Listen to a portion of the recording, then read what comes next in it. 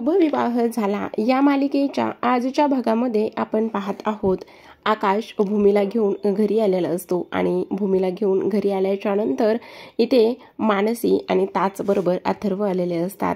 तेवढ्यातच आता इथे मानसी म्हणत असते, भाऊजी खरंच तुम्ही इथे हिला घेऊन आलात त्यामुळे घरामध्ये अगदीच आनंदाचं वातावरण येईल. ए आकाश मला तिला दे ना माझ्याकडे. तेव्हाच तो म्हणत असतो, थांब थांब अगोदर ए मानसी मावशी तू आमचं ऑप्शन करून घे ना. आणि तेवढ्यातच आता इथे ती ऑप्शन करायला लागत असते. इकडे मात्र मला एक गोष्ट कळत नाही की भूमीने एवढा म्हणजे ताईने एवढा सहजासहजी कसं दिलं. तेवढ्यातच आता आकाश म्हणत असतो, हीच तर तिची विचार करण्याची पद्धत मला खूप आवडते आणि म्हणूनच मी तिला खूप जास्त मिस करतो. ह्या सगळ्या गोष्टी आता इथे आकाश बोलत असतो. तेवढ्या मानसी म्हणत असते, मला असं वाटतंय की ताईसुद्धा आली असती तर बरं झालं असतं. तेवढ्यातच आकाश म्हणत असतो, ह्या जरतरच्या गोष्टी आपण नको करायला. सगळ्यांनाच वाटतं की इथे भूमी आली असती तर बरं झालं असतं, पण तीसुद्धा लवकरच येईल याची मला खात्री आहे. इकडे आता आतमध्ये आल्याबरोबरच इथे जो काही आकाश आहे तो इथे मानसीला म्हणत असतो, आता मावशीनं दृष्ट काढलेली आहे. त्याचसोबत दृष्ट काढल्यानंतर आता ह्या सगळ्या गोष्टी खूपच छान होणार आहेत असंच तो इथे बोलत असतो. आता ह्या सगळ्या गोष्टी इथे दुरूनच रागिणी पाहत असते आणि रागिणी म्हणत असते, आला हा एकदाचा त्या कार्टीला या घरामध्ये घेऊन. आणि आता ही भूमी एवढ्या सहजासहजी तिला देण्यासाठी का तयार झाली हेच मला कळत नाही. तेवढ्यातच आता इथे लगेचच रागिणी इथे क्षितिजाला मांडीवर घेत असते आणि क्षितिजाला मांडीवर घेतल्याच्या नंतर आता एक गोष्ट इथे होत असते आणि ती म्हणजेच की काही जरी झालं तरी सुद्धा इथे आता जी काही क्षितिजा आहे ती आपल्याकडेच राहिली पाहिजे. त्याचबरोबर भूमीने हिला आपल्याकडे दिले आहे ही गोष्ट सुद्धा थोडीशी विचित्रच आहे असं वाटत नाहीये का. त्याचसोबत आता इथे जी काही भूमी आहे भूमी एका गोष्टीचा इथे विचार करत असते. ती म्हणत असते की नाही, क्षितिजाची तिला प्रचंड आठवण येत असते आणि क्षितिजाची तिला प्रचंड आठवण येत असताना ती एका गोष्टीचा सतत विचार करत असते, नाही आता क्षितिजाबद्दल मला एवढा विचार करायला नकोय, कारण क्षितिजा ही तिच्या बाबांकडे गेलेली आहे आणि ती तिच्या बाबांकडे गेल्यामुळे आता सगळीकडे आनंदी आनंदच पसरणार आहे. काही जरी झालं तरी सुद्धा आता क्षितिजाला तिचं हक्काचं घर मिळालेलं आहे.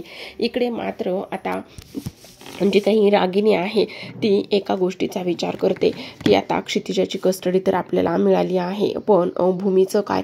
तेव्हाच आता इथे आकाश म्हणत असतो की मला आता कुठलीच गोष्ट बोलायची नाही आहे. त्याचसोबत इथे आता भूमीने क्षितिजाला तर आपल्याकडे पाठवलेलंच आहे ना, मग आता मी भूमीला सुद्धा इथे लवकरच घेऊन येण्याचा प्रयत्न करेल. काही जरी झालं तरी सुद्धा भूमीसुद्धा आपल्याकडे लवकरच असणार आहे असंच ती इथे म्हणत असते. रागिणी म्हणत असते, आता हिचं ड्युटी पूजन राहिलं असेल, मला असं वाटतंय की आता आपण हिचं ड्युटी पूजन करून घेतलं पाहिजे. तेवढ्यातच आता इथे आकाश म्हणत असतो, ड्युटी पूजन तर मी करून झालेलं आहे, म्हणजेच मी ते भूमीला येताना सांगितलं होतं आणि तेव्हा भूमीने माझं आणि त्याचसोबत इथे तिचं सुद्धा ड्युटी पूजन करून घेतलेलं आहे. ह्या सगळ्या गोष्टी आता इथे जो आकाश आहे तो इथे बोलत असतो. आता आकाशने ह्या सगळ्या गोष्टी बोलल्यावर रागिणी म्हणत असते, अच्छा हे सगळं तर झालेलं आहे का, पण ताई आता भूमीशिवाय कशी राहील ही गोष्ट मानसीला खूपच जास्त त्रास देत असते.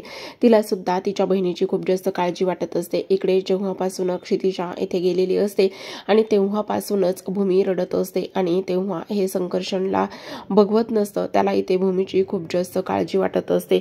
इथे तो विचार करत असतो, नाही यांना थोडासा वेळ द्यावाच लागणार आहे. मी आत्ता जर ह्यांच्याशी बोलायला गेलो तर हे काही त्यांना पटायचं नाही आहे आणि त्याचसोबत मला त्यांना थोडा वेळ द्यायला पाहिजे. तेवढ्यातच ओजस येतो.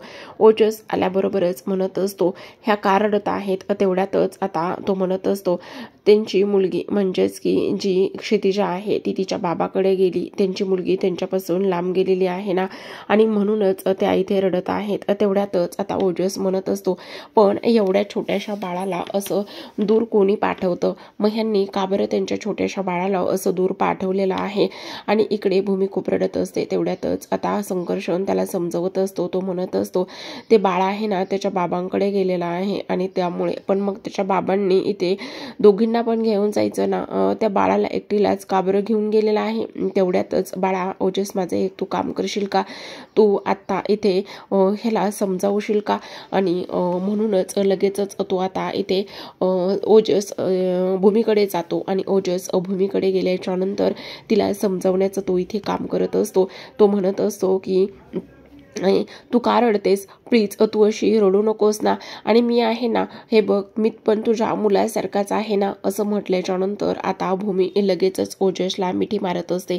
आणि ओजसला मिठी मारल्याच्या नंतर भूमीला थोडंसं बरं वाटत असतं. तेवढ्यातच संकर्षण म्हणत असतो, मला कळते हा सगळा काही तुमच्यासाठी किती मोठा इश्यू आहे, आणि त्याचसोबत सगळ्यात महत्त्वाची गोष्ट म्हणजेच की तुमच्यासाठी हे सगळं एवढं करणं सुद्धा सोपं नाहीये. आणि मला माहिती ह्या सगळ्या गोष्टीमधून तुम्हाला थोडासा वेळ बाहेर निघण्यासाठी लागणारच आहे. आता इकडे दुसऱ्या बाजूला रागिनी इथे विचार करत असते. म्हणजे मानसीच्या हातामध्ये ड्युटी पूजनाचं जशाला तसंच ताट असतं, आणि ते ड्युटी पूजनाचं ताट पाहिल्याच्या नंतर इथे ती तिला विचारते, आता तू कशाला हे इथे घेऊन उभी राहिलेली आहेस, नेमकं तुला काय करायचं आहे. आणि तेवढ्यातच ती म्हणत असते, काय करायचं आहे म्हणजे तुम्हाला एक गोष्ट सांगू का, की इथे मला असं वाटतंय की आज ना मी इथे तुमचं औक्षण करावं, आणि तुमचं औक्षण करण्यासाठीच मी इथे तयार झालेली आहे, असाच ती इथे विचार करत असते.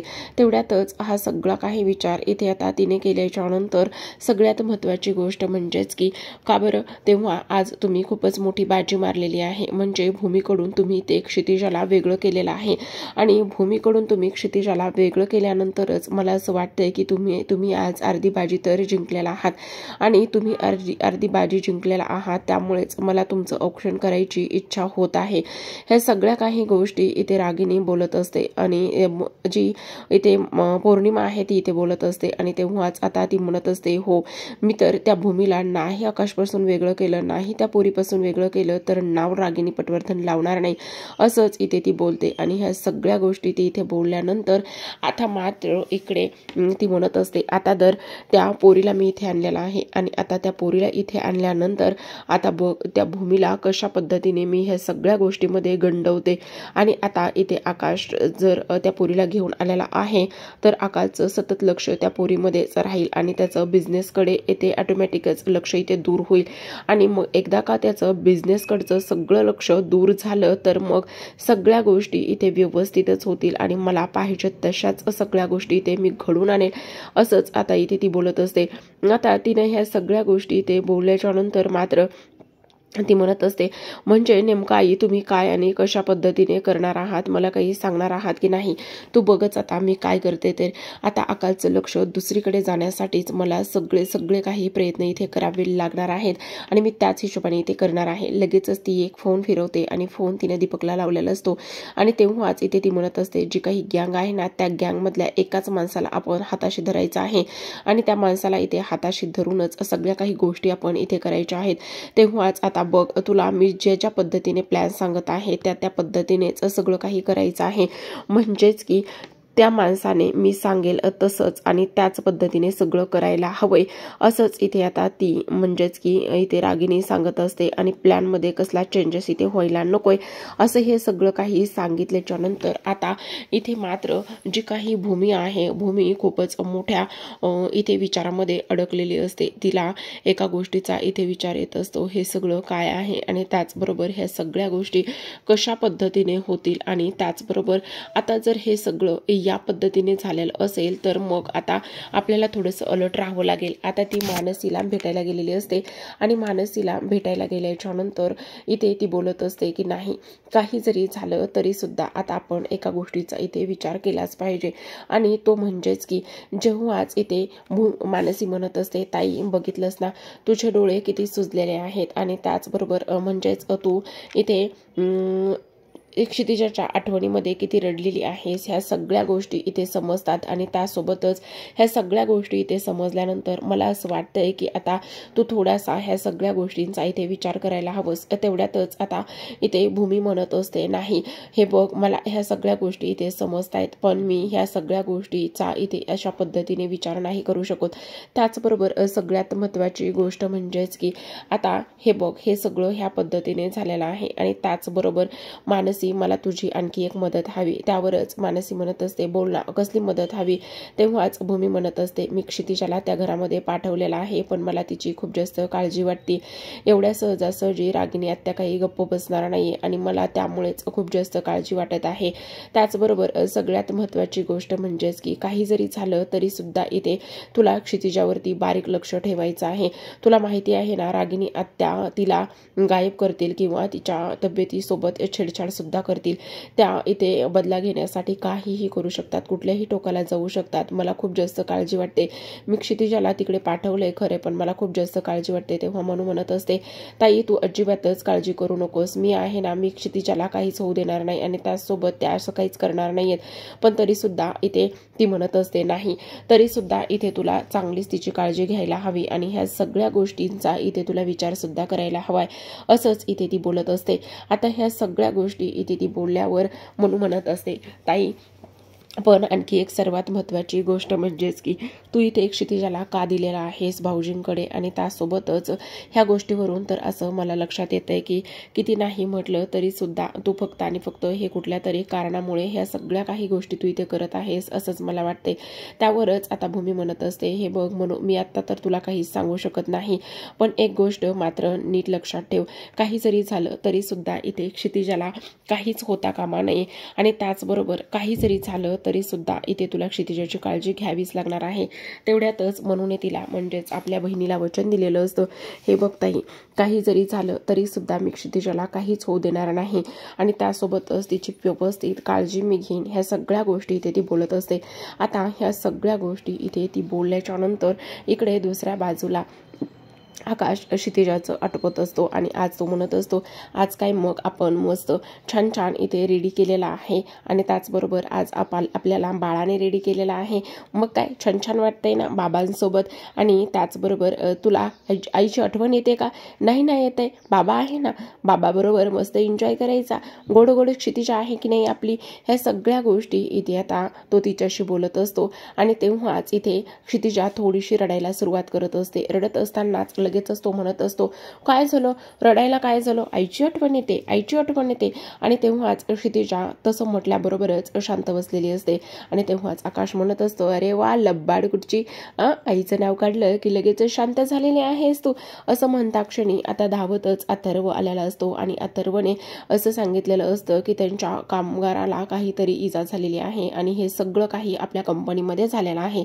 तेव्हाच आकाशला खूप मोठा धक्का बसतो. आकाश लगेचच आता तिकडे जाण्यासाठी निघणार असतो. इकडे भूमी आता देवासमोर बसलेली असते आणि ती इथे खरं तर तिच्या हाताला थोडंसं भासतं जेव्हा ती पूजा करते आणि तेव्हा ती म्हणते की नेमकं काय होत आहे, माझं लक्ष नाहीये, त्यामुळे होतंय का, मला क्षितिजाची खूप जास्त आठवण येते, त्यामुळे हे सगळं होतंय का. देवी आई माझ्या क्षितिजाची काळजी घे, काही अपरित तर होणार नाही ना, तू हा कसला मला संकेत तर देत नाहीयेस ना. ह्या सगळ्या गोष्टी इथे ती बोलत असते.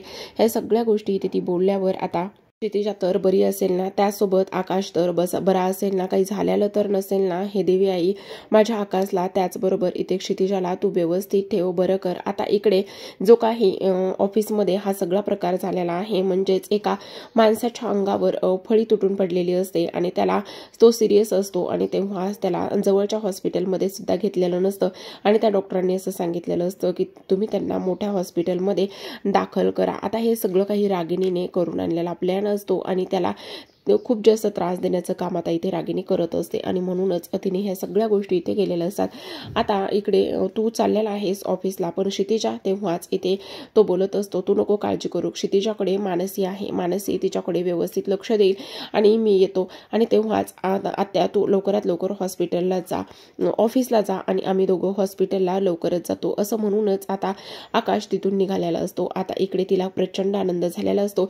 ती म्हणत असते आता खरी मजा येणार आहे, काही जरी झालं तरी सुद्धा आता क्षितिजापासून ह्याला दूर ठेवायचंच आहे आणि त्याचसोबत याला कामामध्ये एवढं गुंतवून ठेवणार आहे की याला क्षितिजाकडे व्यवस्थित लक्ष सुद्धा देता आलं नाही पाहिजे. इकडे आता हॉस्पिटलमध्ये इमर्जन्सी आलेली असते आणि म्हणूनच जो संकर्षण आहे तो सुद्धा इथे धावतच निघालेला असतो. त्याला सुद्धा हॉस्पिटलला जायची खूपच जास्त घाई असते आणि तेवढ्यातच आता भूमी येते आणि भूमीकडून काचेचा ग्लास एक खाली पडतो आणि तो तुटतो. तेवढ्यातच इथे ओजसची आजी म्हणत म्हणत असते की हा कसला अपशकुन आहे, मुळात ही मुलगीच अपशकुनी आहे आणि ही मुलगी अपशकुनी असल्यामुळेच ह्या सगळ्या गोष्टी अशा इथे होत आहेत. तेवढ्यातच आता इथे संकर्षण म्हणत असतो ह्या असल्या गोष्टीवरती माझा अजिबातच विश्वास नाहीये आणि तुम्ही उगाचच काहीतरी बोलायचं आहे म्हणून तुम्ही अजिबातच बोलू नका.